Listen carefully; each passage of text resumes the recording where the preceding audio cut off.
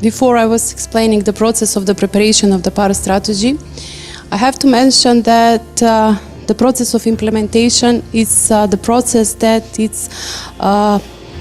that we have a lot of challenges.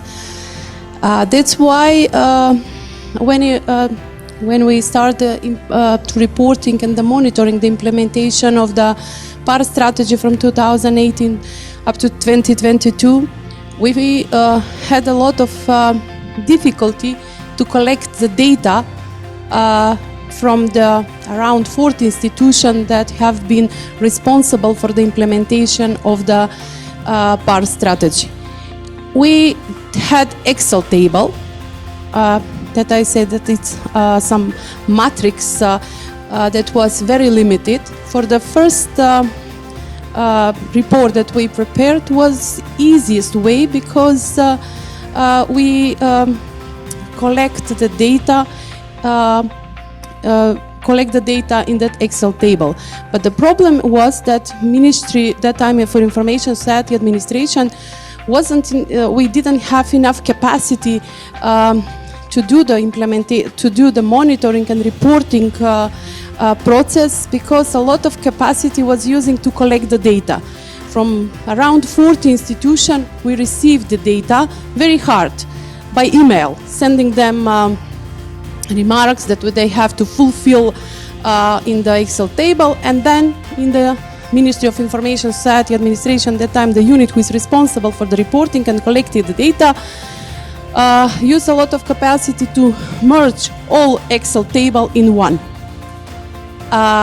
But when you want to use the data, it was very difficult, because every year it's building, and then all the table was rushing, and then it's losing what was for the output for the first year, for the second, and then all columns. It was really, really difficult and complex to follow the data of the implementation of the PAR strategy.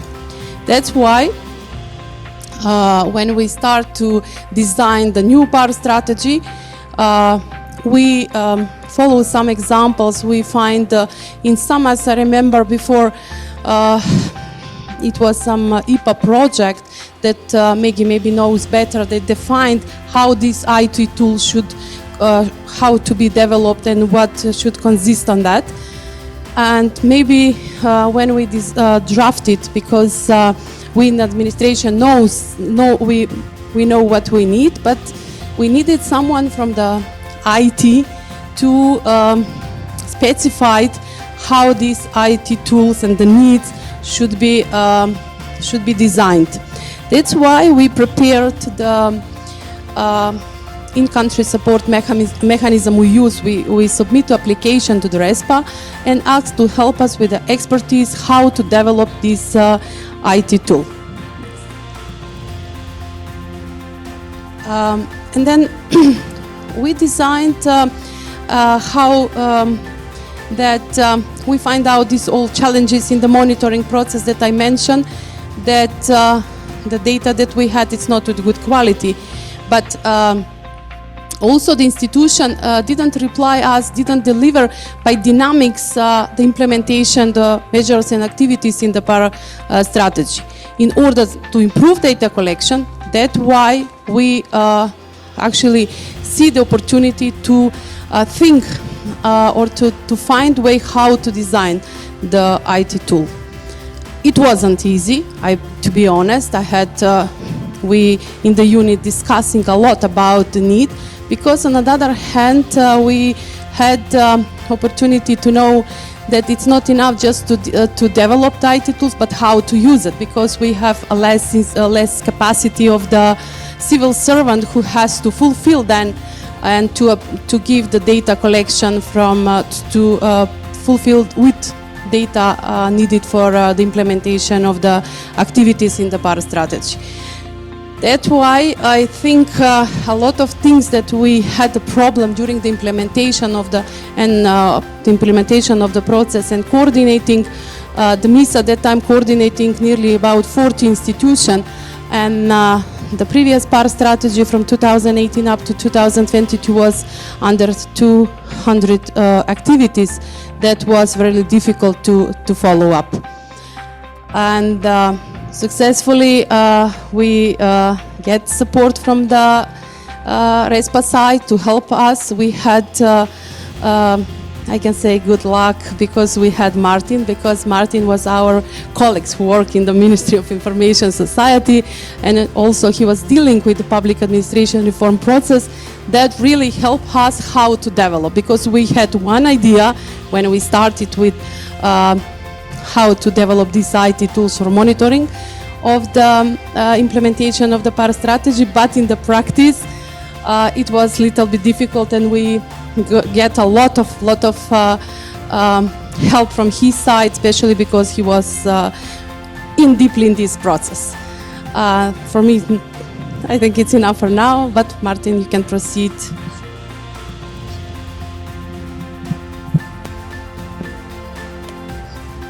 Thank you very much, Esma, for the nice words. Yes, we were colleagues a long time ago. And I also share the burden of this complicated Excel matrix with inputs from a lot of institutions, a lot of contact points. You got lost in the data. It was very hard to process the data, then make the narrative report. So this was one of the reasons why, I mean, we have discussed even previously about let's say a sophisticated software that can do a lot of the things that we were doing manually to do it automatically. So without any presentation, I would like to, I mean, PowerPoint presentation, I would like to show you the system directly. It can be, I guess, a bit slow because it's on Zoom and you cannot see maybe everything, but I'll try to explain it.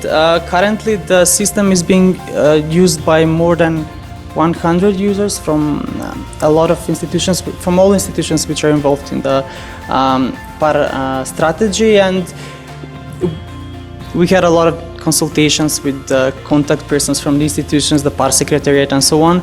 And besides these functional requirements, I would say the main requirement was to make it as easy as possible, because there are a lot of complex softwares that are used by institutions that are not used actually, because it's very, very complicated to use. So we aimed just to be as simple as possible, and that's, I guess, a winning scenario. So let me show it to you.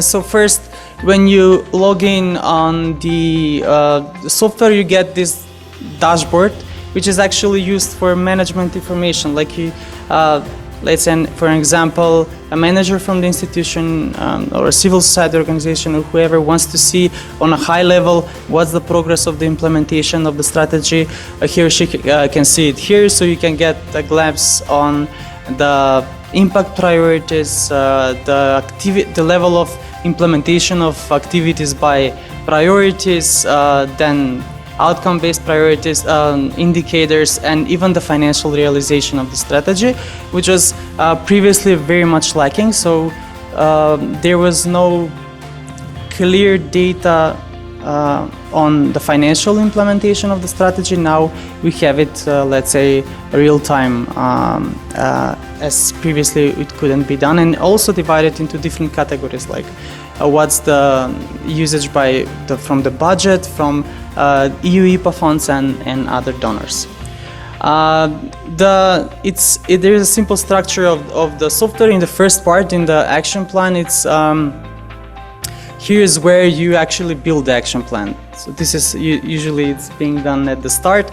You build up the action plan by defining priorities, defining specific goals, defining measures and activities, and then defining indicators. So that's how you just build it from scratch. It's very simple to do and to add, to update new let's say priorities or specific goals and so on. And also there are like sub dashboards for each of the elements of the action plan. So for instance, you want to see the level of implementation of the indicators by priorities or activities by priorities. You can also do that on the level of specific goals. Let's say you want to see for these specific goals how how the indicators have been implemented and how the activities for this specific goal have been implemented. In the measures and activities, you can see the whole action plan actually, as you see it, let's say in a board or an Excel and so on.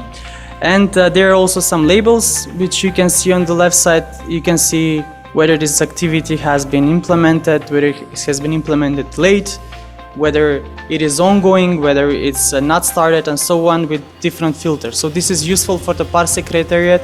They want to see, maybe show me all of the measures and activities where the General Secretariat is involved and which are, let's say, late.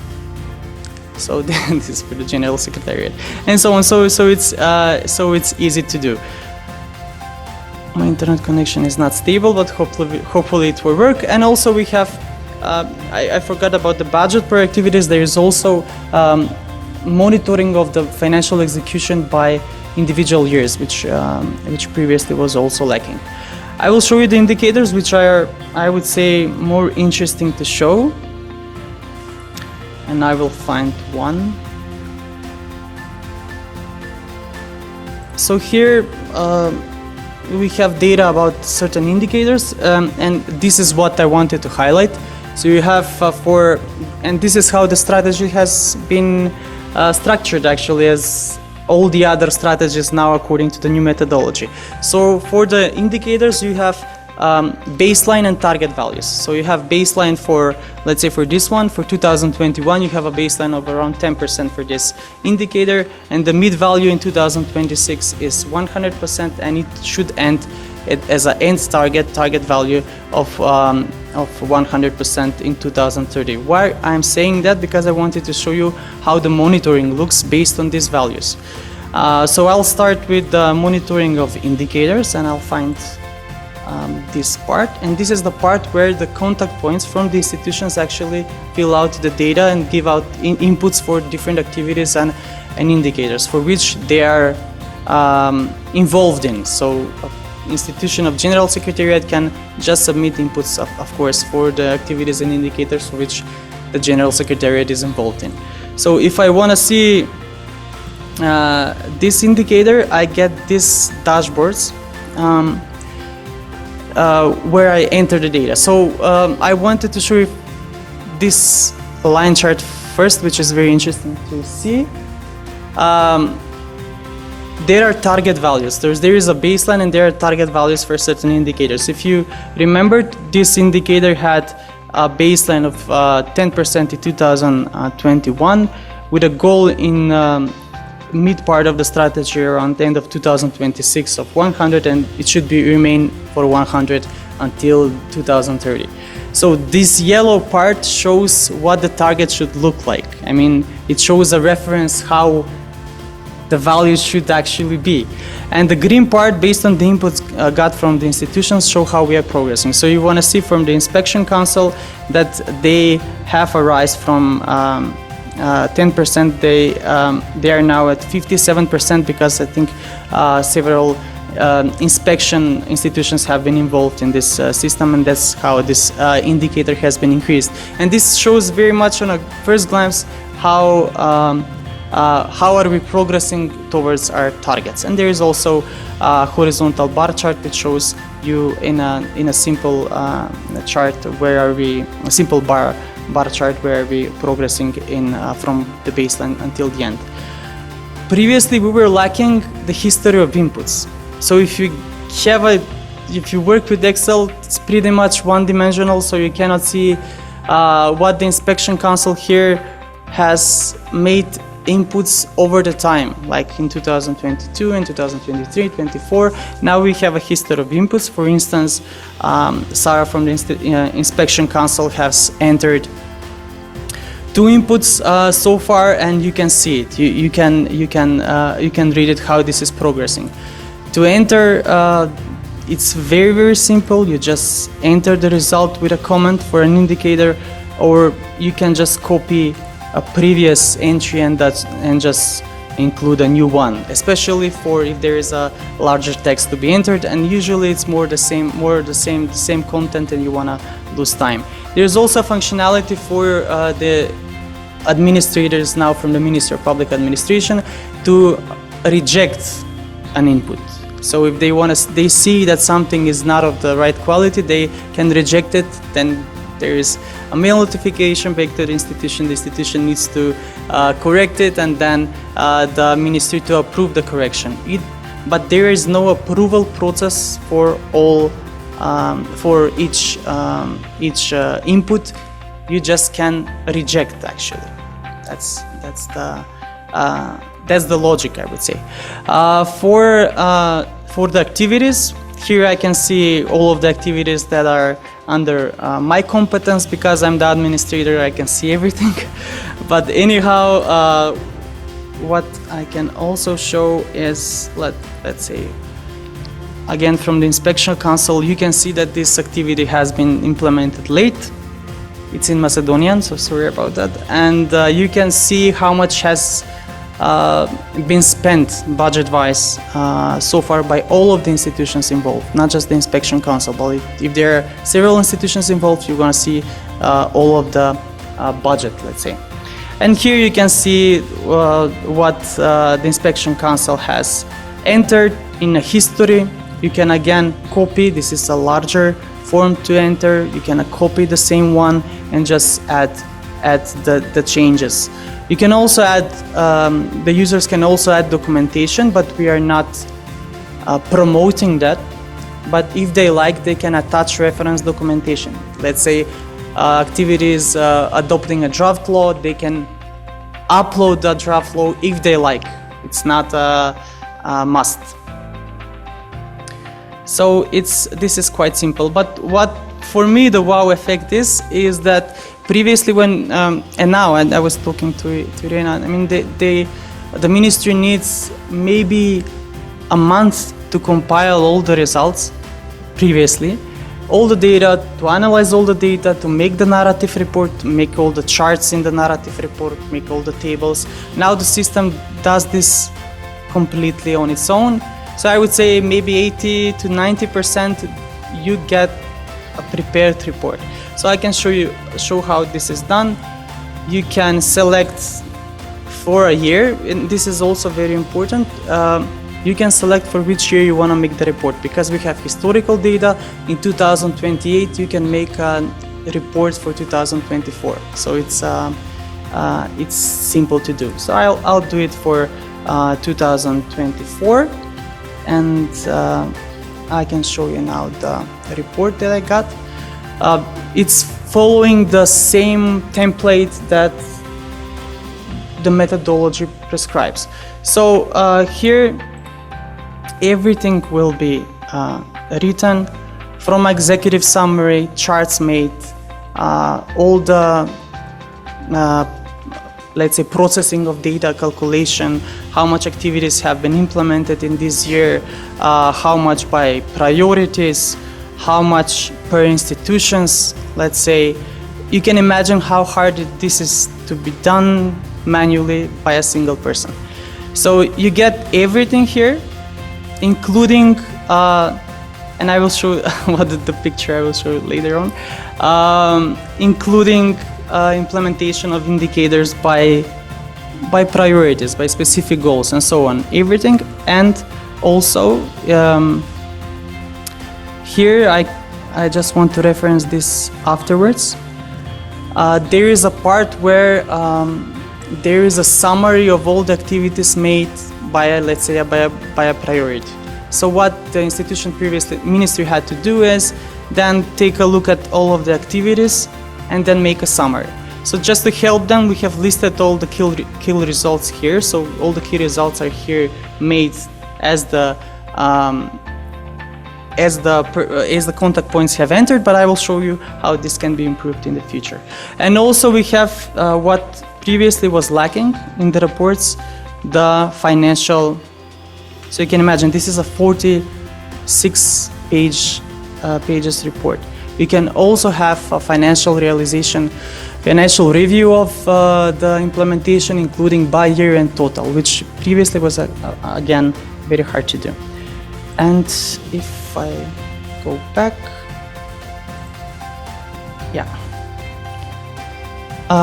there are also mail notifications in the system, so mail notifications are being sent for when it's time to prepare the reports, when the institutions are late, so you get manual specific individual mail notifications for institution, let's say for the General Secretariat, indicating which activities and indicators you are late with and you need to enter data for. Okay, so there is also user management. Let's say I'll find Zoran. You can also see for Zoran how many inputs per activities and indicators he has done. You can manage in the institutions as well, and you can make simple configurations. I don't know, because ministers changed, and I know a lot of ministers changed over the year in MISA and then in Ministry of Public Administration. You can change the minister as well. It's also reflected in the reports, and there is also a nice configuration part for it's called the deadline for entering input. So now it's set to 180. That's like 6 months, meaning that if an institution has entered the input now and it hasn't entered in 6 months, then it is considered that this activity, let's say, is late. Setting higher amount, the frequency of delivering his inputs is lower. Actually, it depends on how you want to tweak the reporting mechanism. Yeah, and sorry, I'm not seeing this because of the zoom. Let me just, yeah, I wanted to show you this as well. What are our new, what are the key, let's say, what we have envisioned that could possibly be as a next upgrade. Now the system is restricted to users from the institutions who have username and password, and also can be from other civil society organizations if they want to have an overview. But we were thinking also of building a public space on the ministry's domain, where this similar dashboard with visualizations, reports, and news of key developments in the PAR strategy can be shown, which can be quite useful, and it is in line, let's say, with the transparency of the government to support the transparency. This action plan is until 2026. Afterwards, there will be a revision, a new action plan, so there will be a functionality to switch between action plans. What is interesting, I have shown you this part. And let me go back to it. And here, let's say, for the narrative summarization of the results per activities, now they're all just listed, and the contact point and the administrator from the ministry needs to make a manual summarization of the activities. So maybe you have like 3-pager here, 4-pager about this specific goal, and you need to have maybe 1 or 2 paragraphs. To simplify that and go from, let's say, 90% ready report to 99, we can also do integrate an AI tool where these inputs can be automatically summarized in Macedonian, which are used for these monitoring reports. And when there is like more data somewhere in the mid, let's say, of the implementation of the year, when we have larger data sets of inputs, we can also use an AI tool to support in the predictive analysis to see how many of the activities will be implemented, where do we see the progress at the end of 2030, and so on, if we want to make focus somewhere else. So with this, I'll stop. I'm open to questions if you have. Eager to hear.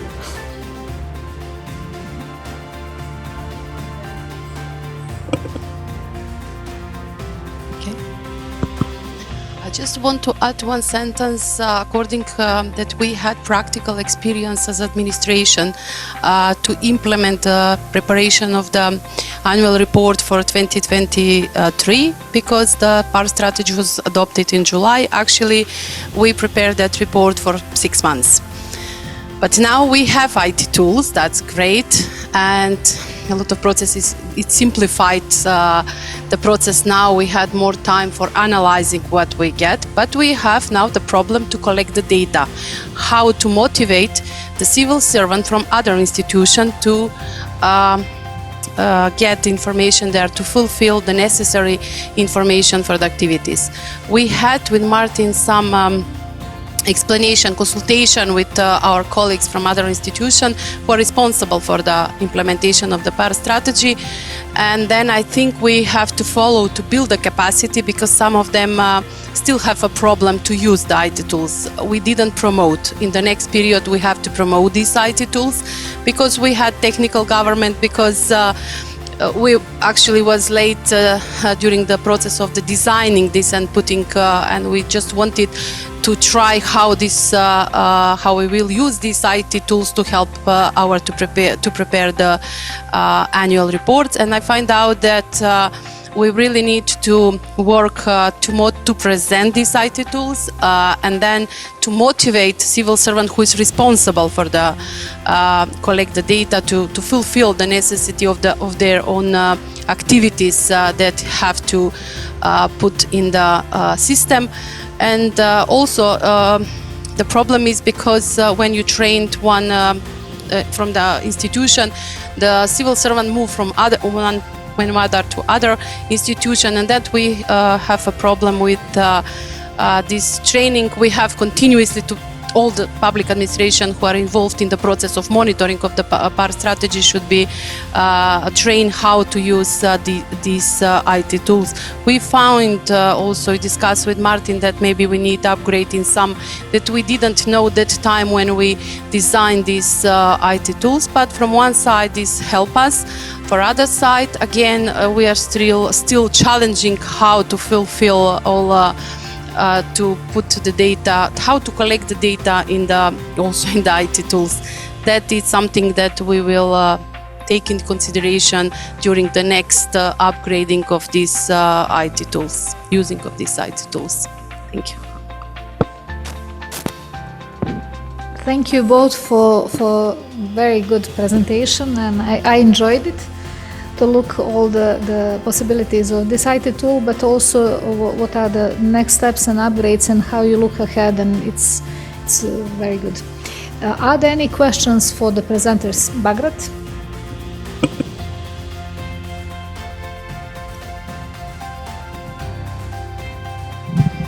Well, thanks very much, Martin. I was really impressed. I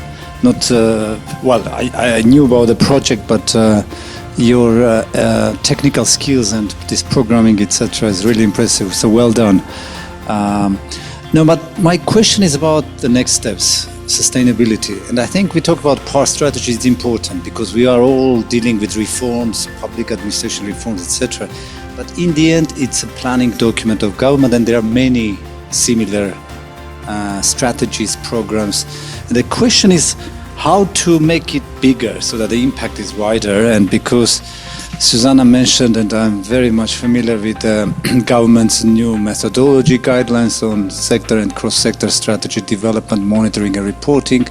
So many other strategies and many other ministries are facing similar challenges. So I think we collectively, I don't expect just more remark, how to make the impact bigger. And I think there is this still challenge because the institutions will still need to find the data. I think, of course, this is automating quite a lot, standardizing, making direct linkages with indicators, data, etc. But there is still an element of finding the data, the source data to fill it in. So that's just a remark in terms of what to do to make this tool a kind of a template tool to link with other existing templates and tools that General Secretariat is largely dealing with. A remark particularly for North Macedonia, but again, just to say well done, and it's really impressive, and hopefully I will get access to it and will start using myself for internal reporting. We have similar tool, data portal on Sigma's website. So if you haven't visited, I strongly encourage you all to visit. it talks about actually regional power data. I can mention during my intervention, so will not take more time, but just wanted to make that short comment.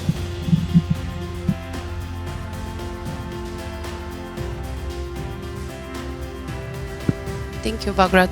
Of course, when we discuss with Martin, first of all, we wanted to see how these IT tools will function. Actually, we do the experimentizing with the public administration reform strategy because it's structured on the, I think this is the first strategy that was in line with the methodology and guidelines that government adopted. Our idea is to see if, and we will suggest later on to other institutions, because Ministry of Finance was also proposed on the Secretariat, on the one of the session of the PAR Secretariat. They wanted a similar, they wanted to be part of these IT tools, but we discussed with Martin that it's difficult to, because two institutions will coordinate different institutions coordinate different processes. It's still a reform agenda, but it's different. That's why we decided to share with other institutions to follow these IT tools, maybe to some amendments and changes that have to be on the special issue. That will be our suggestion in the next step, that after our promotion of these IT tools, because we'll still not promote, we just promote to the civil servant who are involved in the process of public administration reform, but our next steps will be to present this to other institutions, and of course, maybe, I don't know how this will go through. The idea is all these IT tools to be connected to the register of the strategy, maybe in the General Secretariat, who is responsible to coordinate the process, of the preparation according to the methodology and guidelines. We had this also in mind during our conversation. Maybe that will be also one of the proposals for next to sharing these IT tools with other institutions. Yeah, and maybe another comment, Bagrat, about the data collection. I fully agree. I mean, that's an issue that spans outside the tool. However, I do believe that this strategy now has a very nice, how you call it, passport indicators, and there is indicator passport, yeah, and there is a clear definition for each indicator how this data is extracted, so with a formula and everything. But again, that helps a little, but that it depends on the capacity of institutions and also on the availability of data to fill in the data. So that's an issue, not just here. I mean, it's an overall problem. Yeah.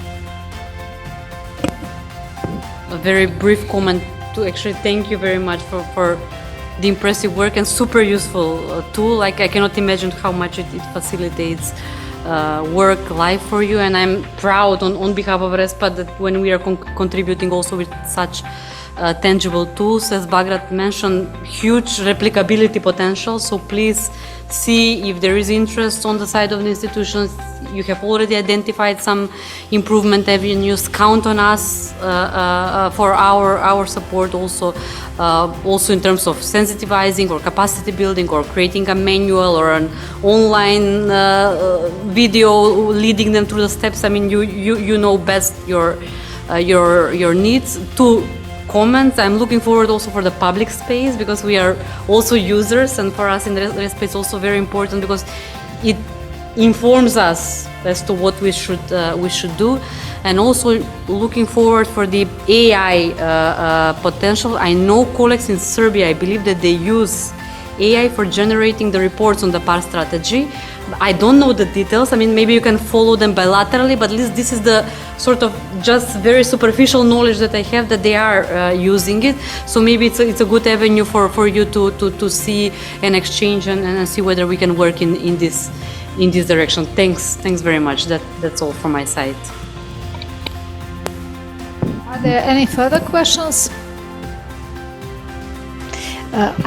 Quickly, I just maybe missed. You said that platform is open for selected CSOs, right? So for general public, it's not accessible at the moment, right? But in the future, you might consider. Okay. I didn't say about the roles. So it has three types of roles. One is the administrator, the super administrator who can do anything.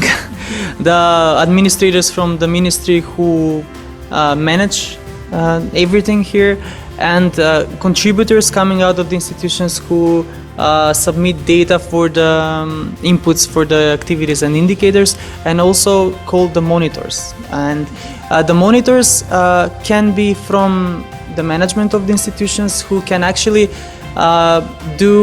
see everything but not do anything. So they can see the whole progress, but they cannot change anything. So we were also thinking that this type of users can also be for civil society organizations who can just see everything but not edit anything. However, we should go more than that and offer a public space, basically.